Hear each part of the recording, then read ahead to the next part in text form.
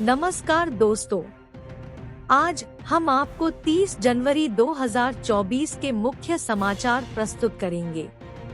कृपया नीचे कमेंट करके बताएं कि आप किस क्षेत्र से हिमाचल न्यूज सुन रहे हैं। हिमाचल के विकास, पर्यटन और सामाजिक क्षेत्र की ताज़ा जानकारी के लिए हमारे चैनल को सब्सक्राइब करें और अपडेट के लिए हमें फॉलो करें। इन खबरों को अधिक लोगों तक पहुंचाने के लिए कृपया हमारा कंटेंट शेयर करें।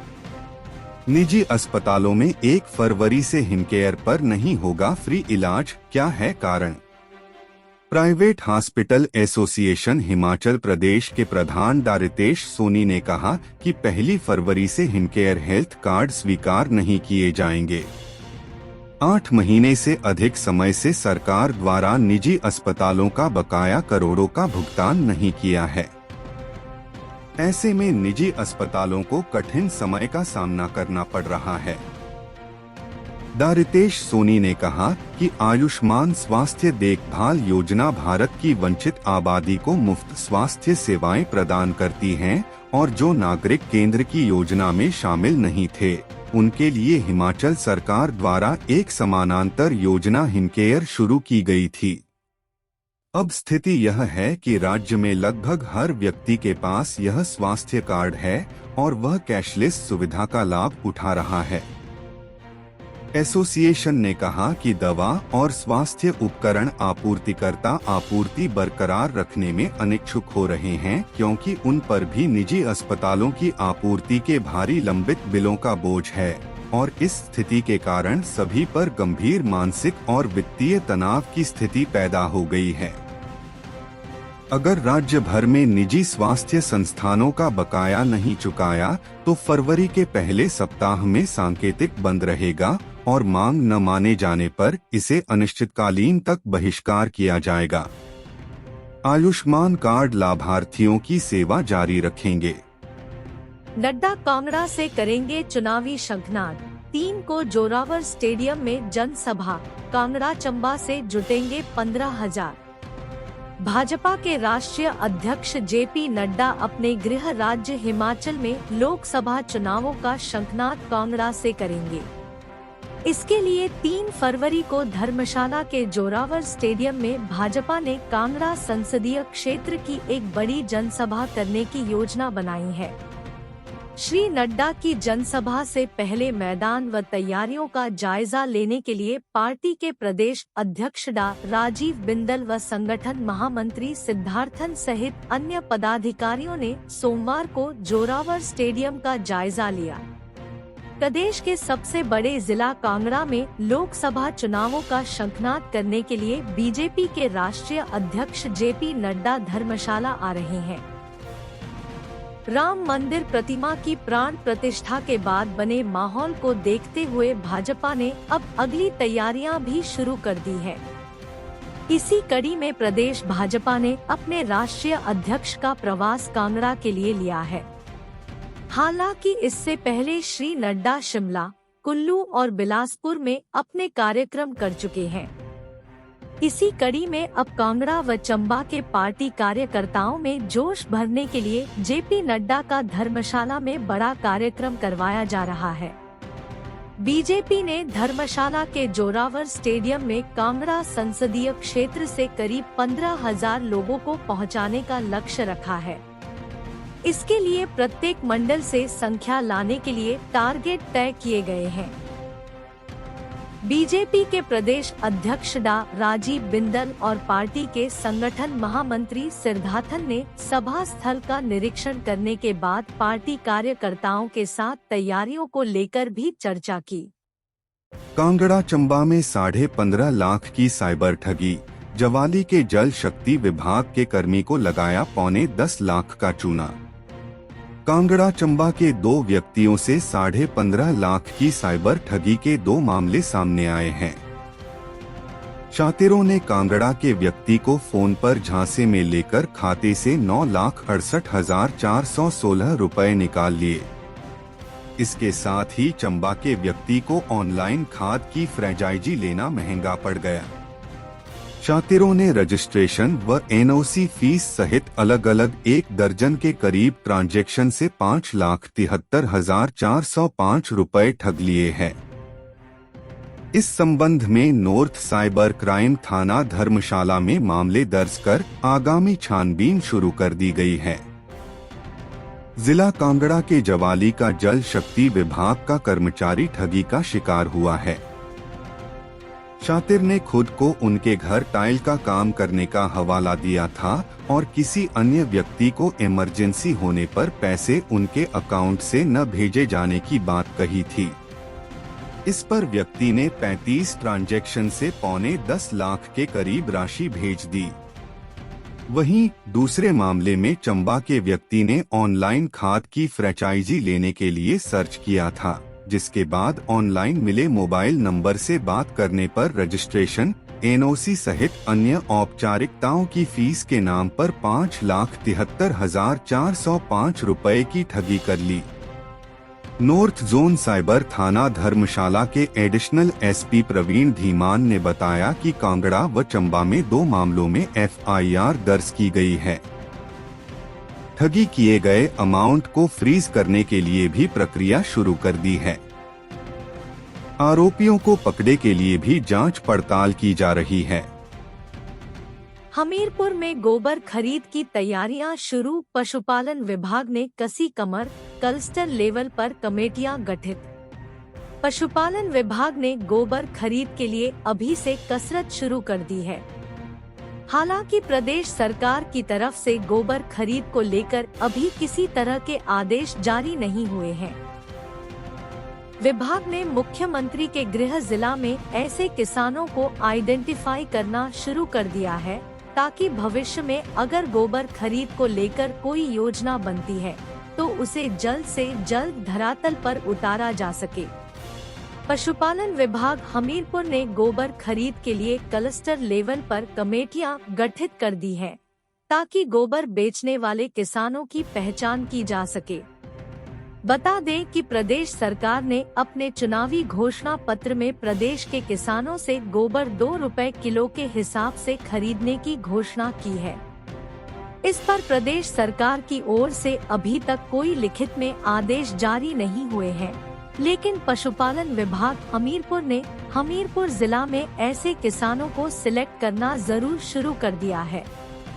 विभाग ने क्लस्टर लेवल पर कमेटियां गठित की है, जो कि गांव-गांव जाकर ऐसे किसानों का डाटा तैयार कर रही है, जो कि गोबर बेचने के इच्छुक हैं। हमीरपुर जिला में अब तक 466 किसानों ने गोबर बेचने के लिए हामी भरी है। विभाग ने इन किसानों के नाम पशुपालन निदेशालय शिमला को भेज दिए हैं, जबकि जिला में गोबर बेचने वाले किसानों का डाटा तैयार करने का दौर अभी भी जारी है। ऐसे में पशुपालन विभाग प्रदेश सरकार की गारंटी को मुकम्मल करने में पहले से ही जुट गया है। गांव-गांव किसानों का डाटा तैयार।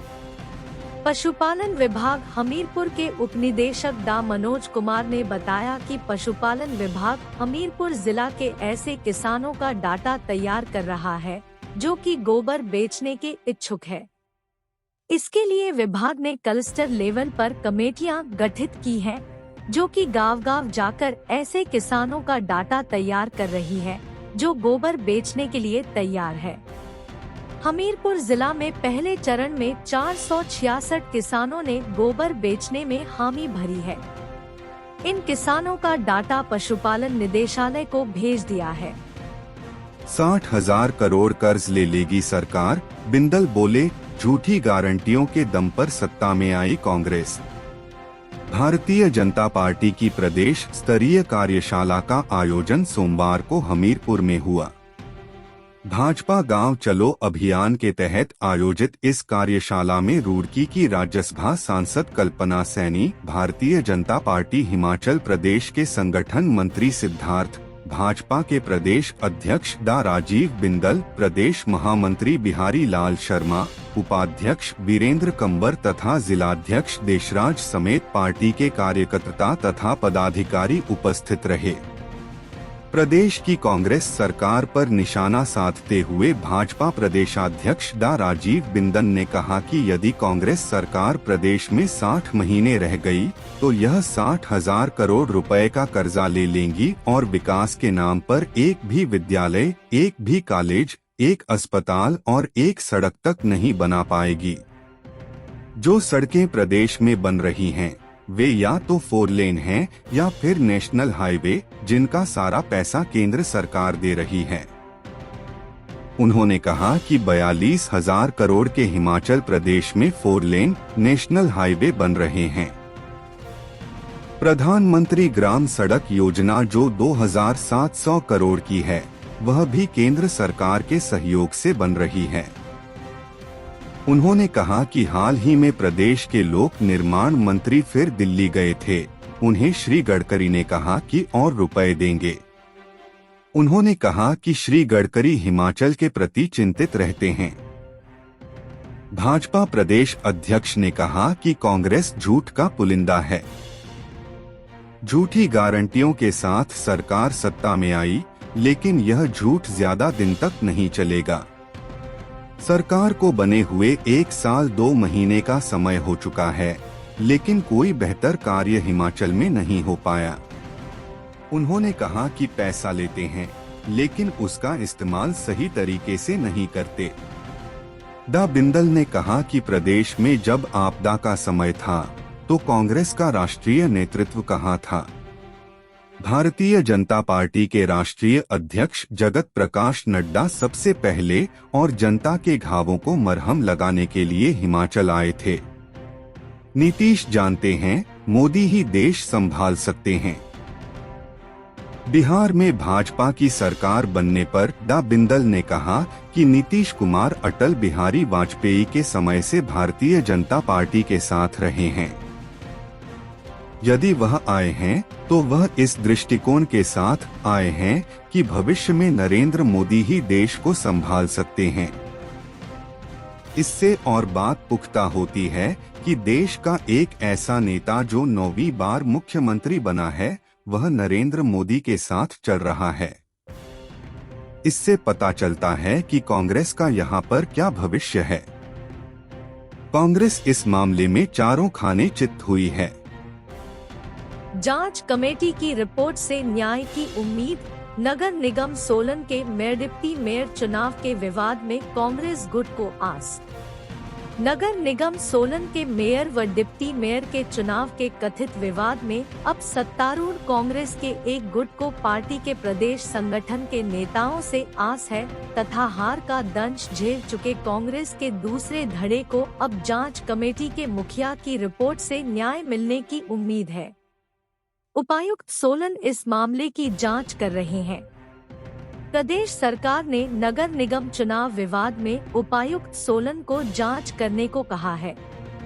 सूत्रों के अनुसार उपायुक्त सोलन ने कांग्रेस के 4 पार्षदों को नोटिस देकर सीधे तौर पर जवाब मांगा है। हालांकि 4 पार्षदों के खिलाफ शिकायत देने वाले का हवाला नहीं है, परंतु व्हीप का उल्लंघन होने की बात कही गई है। पता चला है कि 4 पार्षदों ने नोटिस के जवाब में कहा है कि हमें प्रदेश अध्यक्ष प्रतिभा सिंह व कांग्रेस प्रदेश अनुशासन कमेटी की अध्यक्ष विप्लव ठाकुर की ओर से पार्टी के खिलाफ कार्य करने का कोई नोटिस नहीं मिला है तथा यह जांच सिर्फ सीधे तौर पर की जा रही है।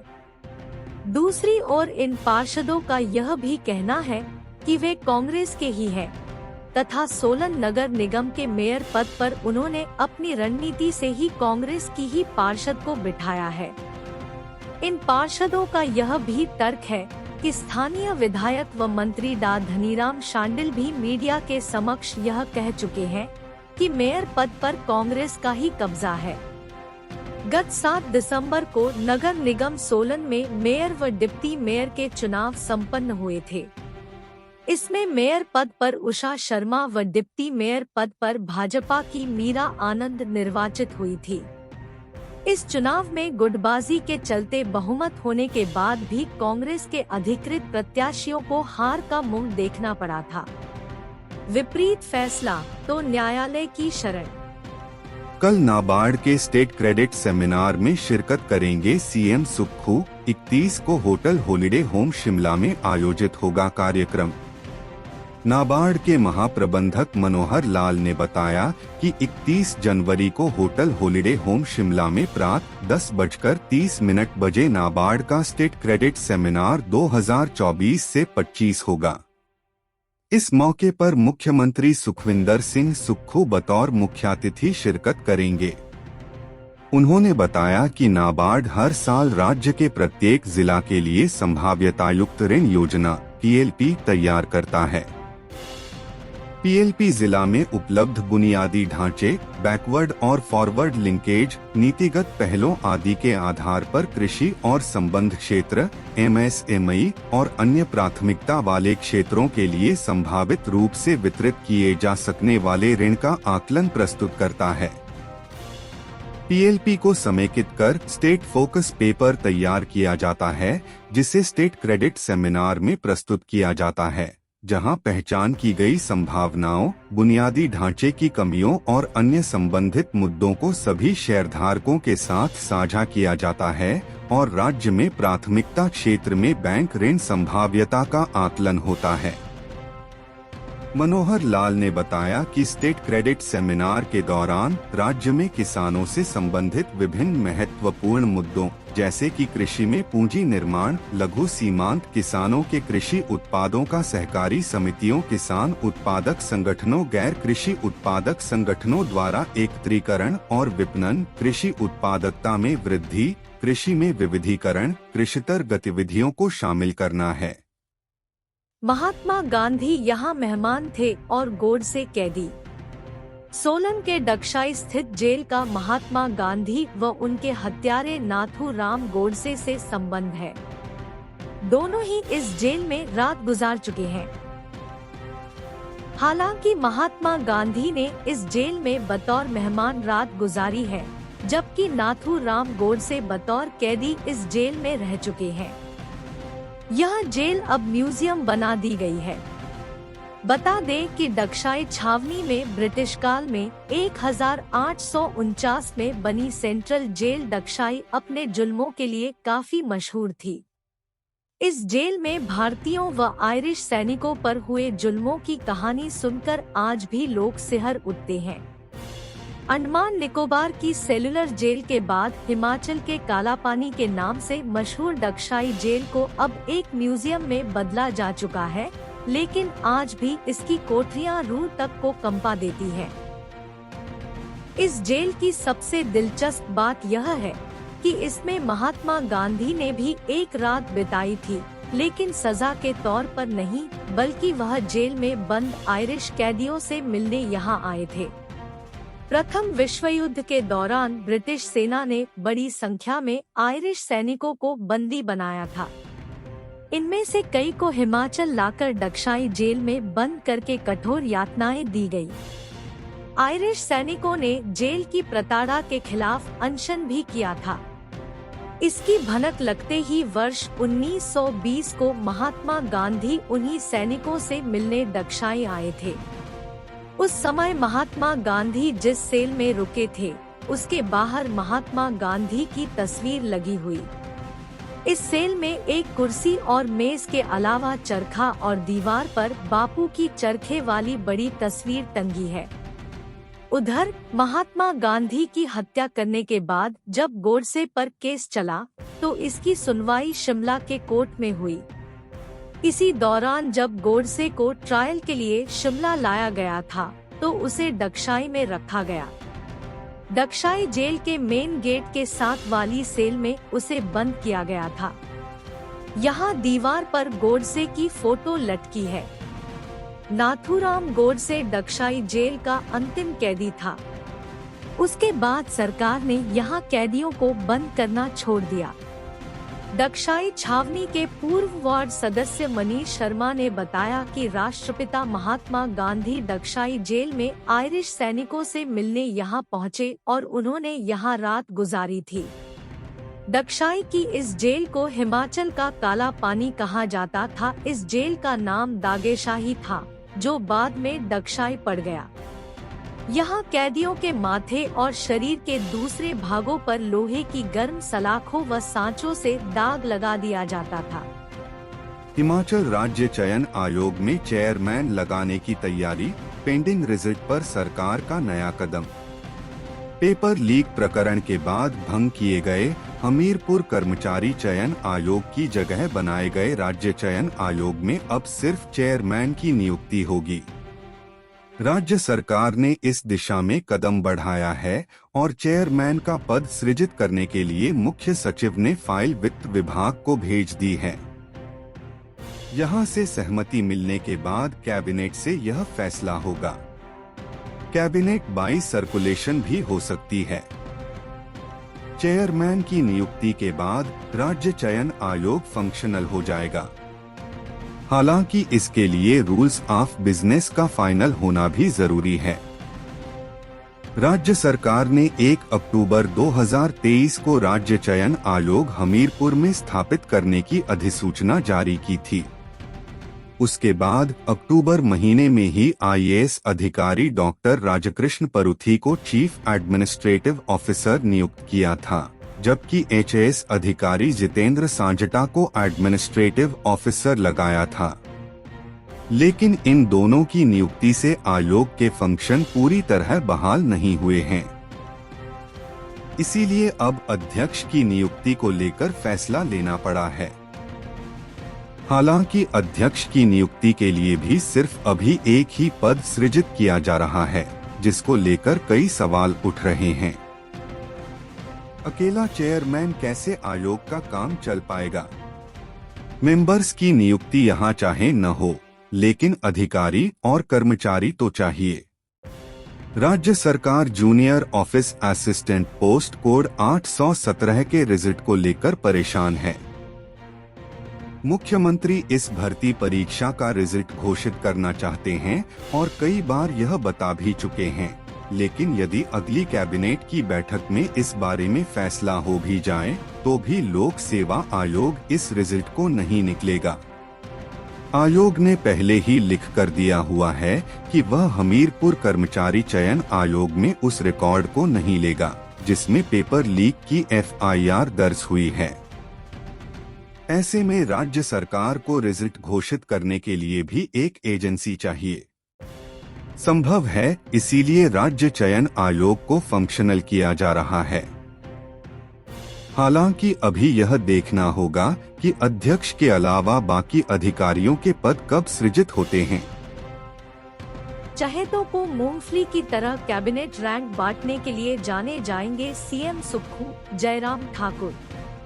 व्यवस्था परिवर्तन का नारा देकर और गारंटियों के सब्जबाग दिखाकर सत्ता में आई कांग्रेस की सुखविंदर सिंह सुक्खू सरकार के 1 वर्ष का कार्यकाल नाकामियों का दस्तावेज है। संगठन हो या सरकार, तालमेल का अभूतपूर्व अभाव देखने में आ रहा है। शिक्षा हिमाचल प्रदेश का ऐसा विषय है जिससे हर घर जुड़ा है, किंतु शिक्षा की प्राथमिकता यह है कि विदेश में शिक्षक भेजने में भी एक कथित मानदंड बनाया गया है जिसमें और सब कुछ है, किंतु कोरोना काल में हर घर पाठशाला के माध्यम से घर घर तक शिक्षा देने वालों का जिक्र ही नहीं है। केवल अवार्ड के सर्वाधिक नंबर रखे गए हैं। शिक्षा बोर्ड को आज तक एक अध्यक्ष नहीं मिला। बोर्ड में लापरवाही की स्थिति वह है कि सुबह होने वाली परीक्षाओं के आगे रात्रिकालीन समय लिखा है। एक और प्रधानमंत्री देश भर के बच्चों के साथ परीक्षा से पूर्व इसलिए बात करते हैं ताकि विद्यार्थी तनाव या अवसाद में न रहें, किंतु हिमाचल प्रदेश में वार्षिक परीक्षाओं की डेटशीट ही ऐसी बनाई है कि बच्चा सिर न उठा सके। स्वास्थ्य की स्थिति यह है कि आईजीएमसी और टांडा के मेडिकल कॉलेज में महत्वपूर्ण जांच के लिए मरीजों को अप्रैल की तारीख मिल रही है।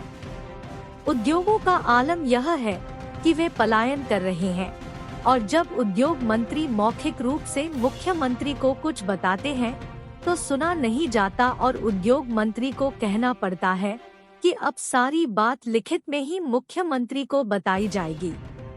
शिक्षा, स्वास्थ्य और उद्योग में ये हाल है। आए दिन केंद्र को कोसने वाले मुख्यमंत्री सुखविंदर सिंह सुक्खू हमें परामर्श देते हैं कि हम जनहित की राजनीति करें। मेरा उनसे प्रश्न है कि आपने अब तक सलाहकारों की फौज बनाकर उन्हें कैबिनेट रैंक देकर कौन से जनहित की राजनीति की है?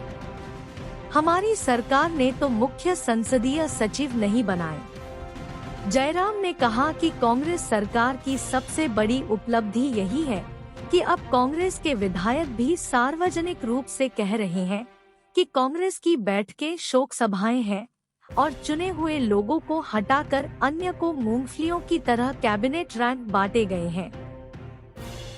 जनता को ठगने के लिए खोली मोहब्बत की दुकान पर नफरत, अब अपने ही कर रहे कांग्रेस से किनारा।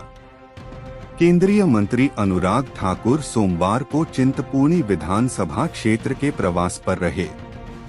इस दौरान उन्होंने चूरूरू के सामुदायिक भवन में टकारला जिला परिषद वार्ड के सेक्टर प्रभारियों के साथ बैठक में विशेष रूप से भाग लिया। इससे पूर्व भाजपा कार्यकर्ताओं ने ढोल नगाड़ों की थाप पर केंद्रीय मंत्री का भव्य स्वागत किया, जबकि पुलिस जवानों ने गार्ड ऑफ ऑनर की सलामी दी।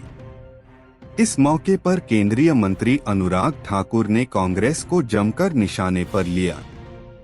उन्होंने कांग्रेस के वरिष्ठ नेता राहुल गांधी के बयान पर पलटवार करने के साथ साथ हिमाचल के मुख्यमंत्री सुखविंदर सिंह सुक्खू के बयान पर भी उन्हें आड़े हाथ लिया।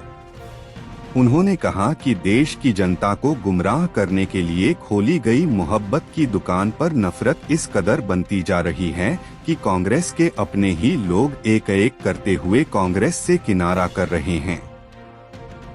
उन्होंने कहा कि हिमाचल प्रदेश कांग्रेस सरकार ने भी एक नया काम पकड़ा है। अपनी नाकामियों को छुपाने के लिए हिमाचल कांग्रेस सरकार के मुख्यमंत्री और मंत्रियों सहित सभी कांग्रेस नेता झूठ बोलने पर उतारू हो चुके हैं। झूठी गारंटियों के साथ सत्ता में आई कांग्रेस 7 महीने में ले लेगी 60,000 करोड़ का कर्ज, बिंदल। भारतीय जनता पार्टी की प्रदेश स्तरीय कार्यशाला का आयोजन हमीरपुर के बसंत रिजोर्ट में हुआ। इस कार्यशाला का आयोजन भाजपा गांव चलो अभियान के तहत किया गया।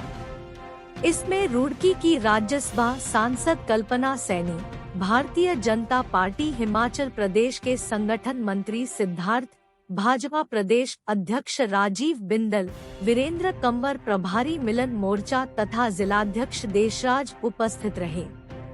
इस मौके भाजपा प्रदेशाध्यक्ष राजीव बिंदल ने प्रदेश सरकार पर भी जमकर हमला बोला। भाजपा प्रदेश अध्यक्ष ने कांग्रेस पर निशाना साधते हुए कहा कि यदि कांग्रेस सरकार प्रदेश में 60 महीने रह गई तो यह 60,000 करोड़ रुपए का कर्जा ले लेंगे और विकास के नाम पर एक भी काम नहीं करेंगे।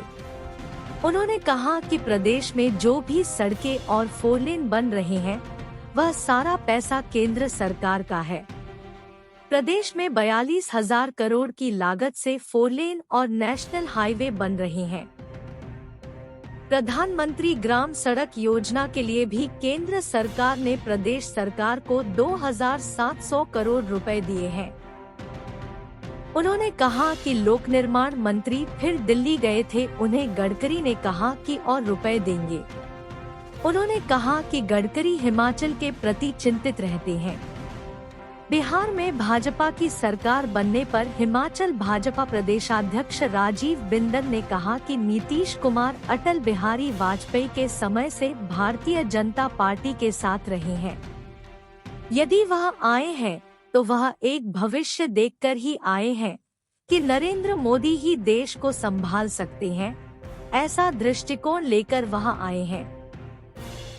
इससे और बात पुख्ता होती है कि देश का एक ऐसा नेता जो 9वीं बार मुख्यमंत्री बना है वह नरेंद्र मोदी के साथ चल रहा है।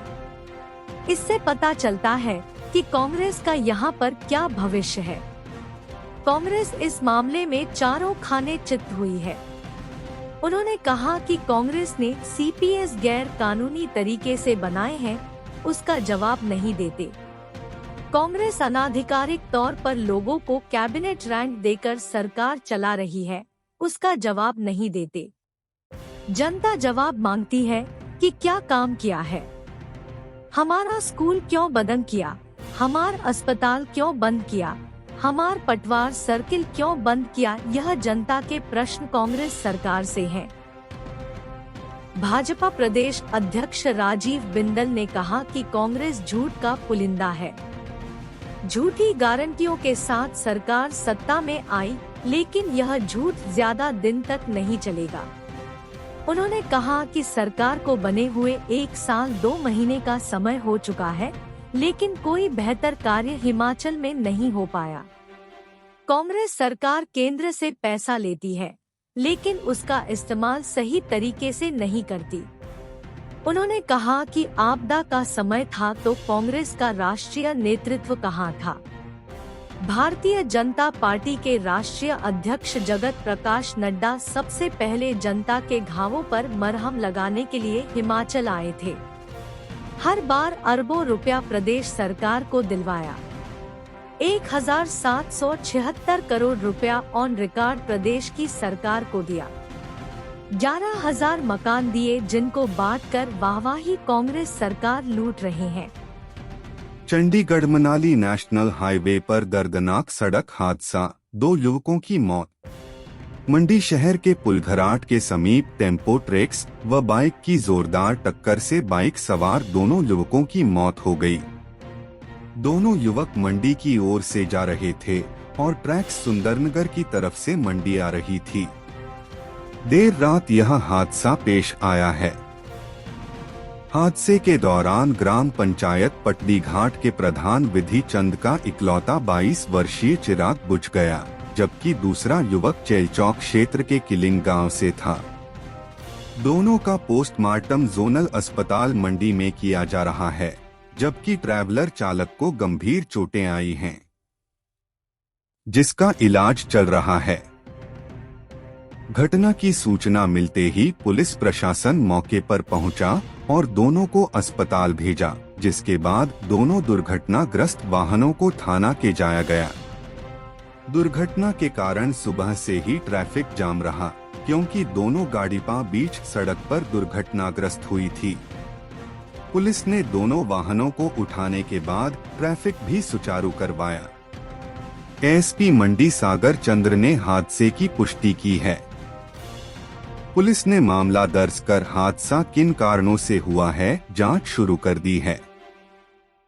हम अपने राज्य के विकास में योगदान देने में गर्व महसूस करते हैं और हमें उम्मीद है कि आने वाले दिनों में हमें और भी अच्छी खबरें मिलेंगी।